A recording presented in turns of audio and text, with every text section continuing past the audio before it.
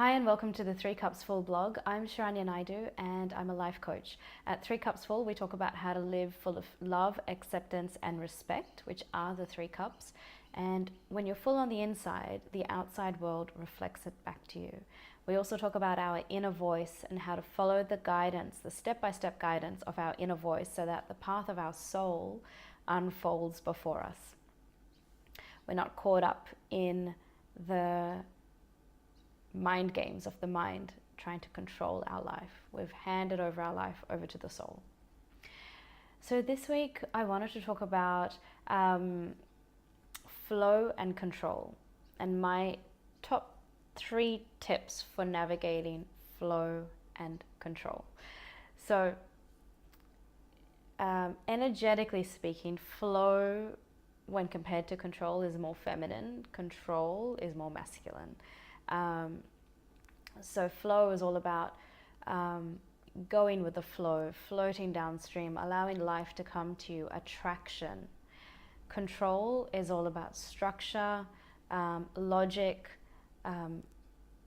tying up all the known variables and controlling unknown variables as much as you can try to, but having a very analytical, non-emotional approach to whatever situation you're going through.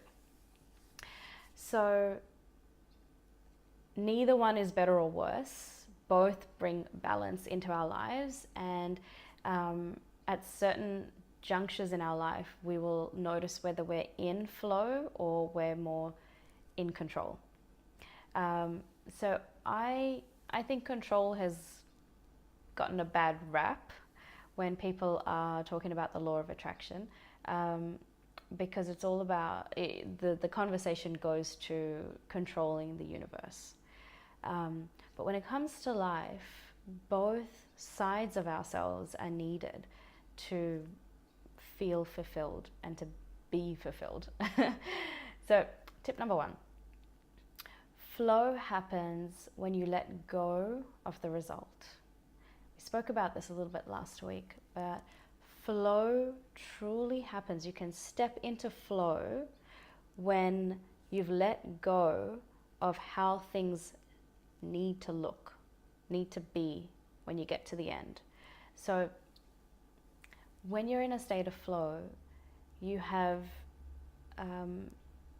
handed over the reins of control to the universe or your soul, your higher self. So you understand, okay, my mind doesn't know all options available. Let me let go of control and step into a space of receiving whatever comes my way by the hand of the universe. So you put your intention out there, you feel as though you've already got it, and however it comes, let me be surprised. Because I don't know all the options. I don't know all the permutations and combinations of how this thing can come to me. So let me just let it go. I will hold a space for the element of surprise to see how whatever I'm desiring comes to me. I also let go of what it needs to look like. Like we mentioned last week in the video on manifesting, when you tightly hold the picture of what it is you want, you're very likely to get it. So if you want a specific car, you can attract a specific car. But is it the right car for you? Is it the best car for you? Do you know that your wife's going to fall pregnant in 2 months and then you're going to need a huge 4-wheel drive? You know, and so you can't see around corners. Is it the right car for you? It's very different to attract the car you want versus the car that's right for you. 2 different things. It's perfect when it aligns, but often our mind doesn't know what we truly, truly desire and truly, truly need. The mind will pick from the options available, and those options are limited. And everything that is out there that's available is not even in our spectrum of awareness.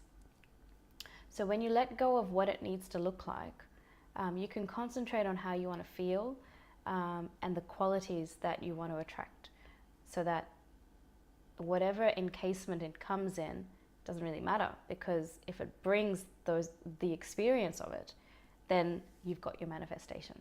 So when you're in that space of flow, you've let go of the outcome, of how it's going to come to you, and also of what the result completely looks like in terms of tangible results.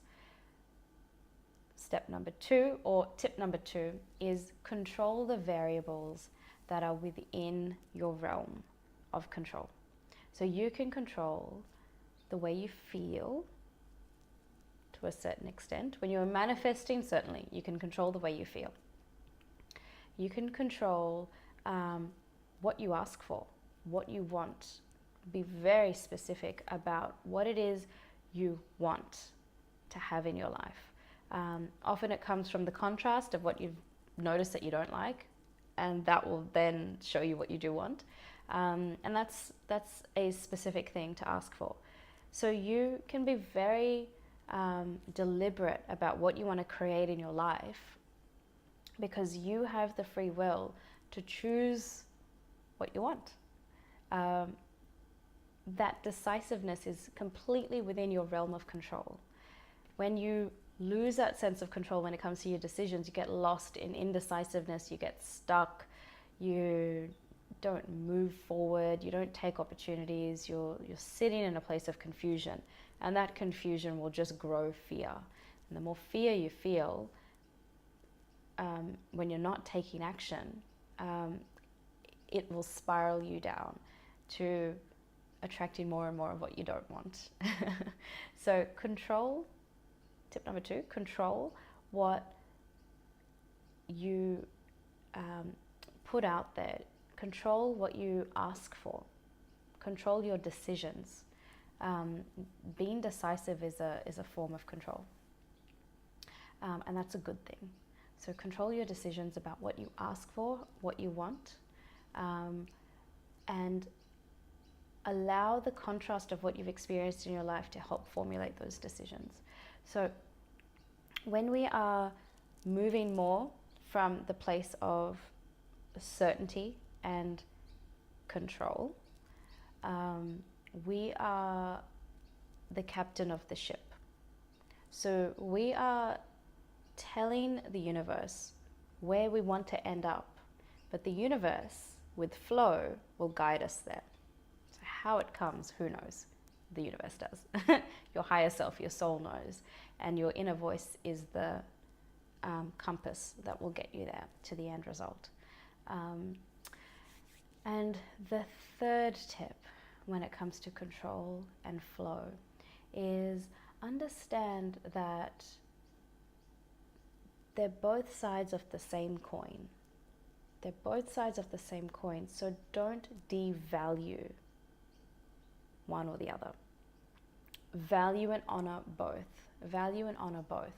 What happens is, if you devalue one and you only honor the other, the extreme version of that is not healthy. So if you're in a state of complete flow without exercising your ability to decide, to discriminate between the contrast of what you're experiencing and guide your decisions about what it is you want to experience, that will side of you does not get exercised, and it creates an imbalance, because if you don't bring that part of you to life, the will, that sense of that control, that decisiveness, flow ends up getting stagnant. I'll just wait for the universe to tell me what to do. I will just wait for my dream husband to find me. I will not participate in any action. So in order to act, you've got to decide to act. And that's the part that you can control. You don't have to be able to control the outcome. You actually can't control the outcome. But what you can control is the energy you bring to the universe. And so when you are honoring both sides, it's a beautiful play. It's a beautiful dance. If you are devaluing flow and only focusing on control, you'll end up in a spiral of perfectionism. You'll end up anxious. You'll end up trying to control components that are not within your reach of control. And your stress all the way to your manifestation, if you ever get the manifestation, is going to be a journey of turmoil. It's not going to be ease. It's not going to be joy. It's not going to be excitement with the challenge. It's just going to be really, really stressful because there's a part of you that can't let go. And so the third tip is to value and honor both. Value the flow, the unpredictability, the mystery, the magic, the mysticism that's available to you from your own inner self, from your soul, from the universe. Honor that there is so many infinite possibilities out there, that you don't have to put pressure on yourself to figure out which one is the right one for you. You just don't. All you have to decide is which direction you want to move in. And when it comes to control, allow yourself permission to decide. Allow yourself permission to decide what you want. Don't leave it up to astrology. Don't leave it up to people that you think are more wise than you. Don't leave it up to what you think karma has in store for you. Decide what you want. Your imprint changes your life. Your energy frequency can change the outer world around you. And those of us that practice that know for certain that that is the power that's held within a human being, their ability to manifest change in their life. But when you've got the tools, sometimes the operation of the tools is murky. We don't know how to use the tools we've got. We've all got an inner voice. We've all got that connection to the infinite divine intelligence that's available to us. We've all got that connection. We've all got a mind that has the ability to be discriminating and supportive. It's a tool. It's an implement inside our system that we are allowed to use, that we have access to. But when you don't know how to operate it, when you don't know how to operate your life with the inner voice, or operate your life with a mind that's tamed, that's under your control. It's a tiger that's your best friend. It listens to you. It follows your instructions. And who are you? You're the soul behind the facade, the screen that is your mind, projecting out this ego identity into the world of who you are. Who you truly are is what's behind that ego identity, the soul that lives within. And that soul wants to express freely. It wants to live and enjoy and manifest and move and flow with the universe, with the current of the universe. It wants to allow that energy to flow through you. And so what you can do is allow both sides of you to manifest beautifully within you. Know what you can control and do a good job of controlling it. You can control your mind, you can control your thoughts, you can control your decisions, you can control your actions.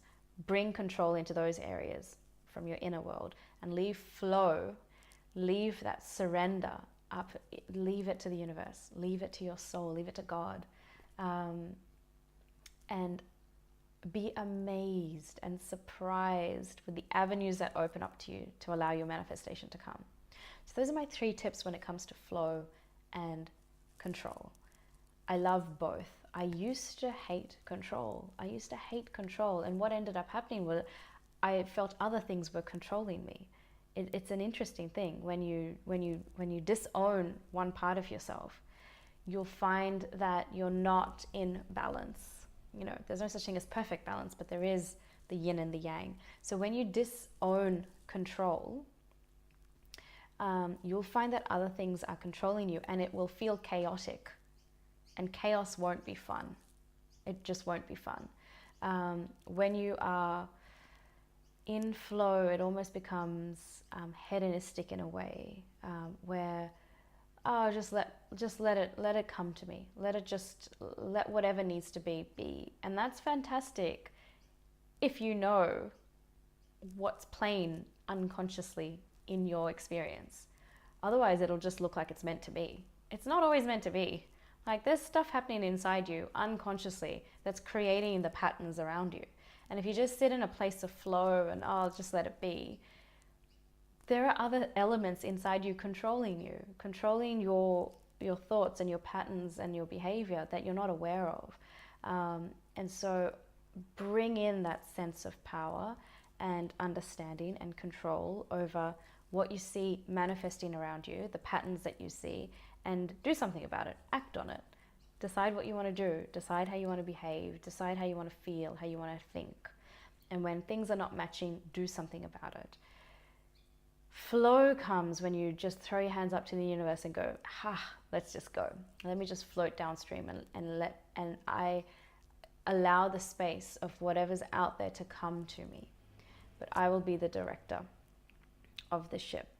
And the I that I'm talking about is the inner voice. So when you hear the inner voice, allow it to move through you. Allow it to be the captain of your ship who decides where you're going and what's coming. Because that part of you is connected to the universe. And the universe is just everything you see around us, vibrating frequencies. It will bring the right frequency to you.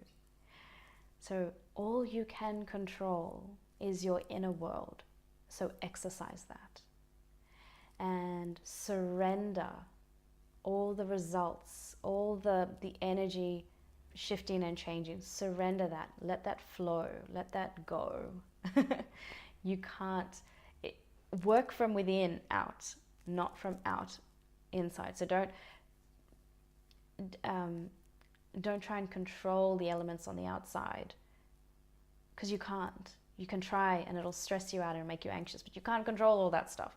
You can control the way you react, the way you respond, the way you think, the way you feel, the way you behave. And that is where your power lies. Control your inner world and let the outer world flow as it does, because your energy that moves from your inner world, from that space, is the causing agent. It's what causes the outer world to manifest as it does. It's secondary. Primary is your inner world. So hope you like those 3 top tips on manifestation and allowing flow and control to bring a sense of power into your life, and not get caught up in the extremes of each, but to honor and value both sides of the same coin. And when you do that, you will find the flow happens so naturally and beautifully, and you embrace the chaos. You're okay with the chaos because there's a sense of control in your inner world. Hope that made sense. It certainly does in my head. I hope I'm communicating it well. If you have any questions at all, just drop me a line. I love receiving your messages on Facebook. A lot of you send me personal messages, and it's wonderful to receive those. So keep them coming. And keep all the questions coming through, because that's what I base these videos on. So if you enjoyed it, definitely subscribe if you have not already to the 3 Cups Full blog at 3cupsfull.com.au. Share this video if you found it helpful, and I will see you all next time. Bye for now.